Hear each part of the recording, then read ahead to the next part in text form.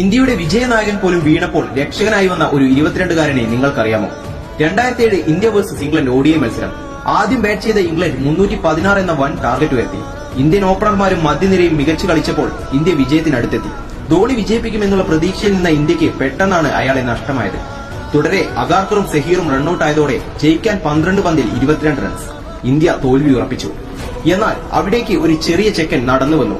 ബ്രോഡിന്റെയും ആൻഡേഴ്സിന്റെയും പന്തുകളെ പേടി ഏതുമില്ലാതെ നടന്നെടുത്ത് ലോഫ്റ്റും സ്കൂപ്പും ചെയ്ത് അയാൾ ബൌണ്ടറികൾ നേടി.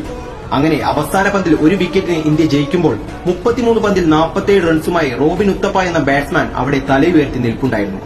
145 വേഗതയിൽ വരുന്ന പന്തിനെ പേടി ഏതുമില്ലാതെ പിച്ചിന്റെ മധ്യത്തിലേക്ക് നടന്നെടുത്ത് സിക്സിന് പായിക്കുന്ന ആ 22-കാരനെ കണ്ട ക്രിക്കറ്റ് പ്രേമികൾ അവനെ ഒരു ഇരട്ട പേരിട്ട് വിളിച്ചു: ദ വാക്കിംഗ് അസാസിൻ.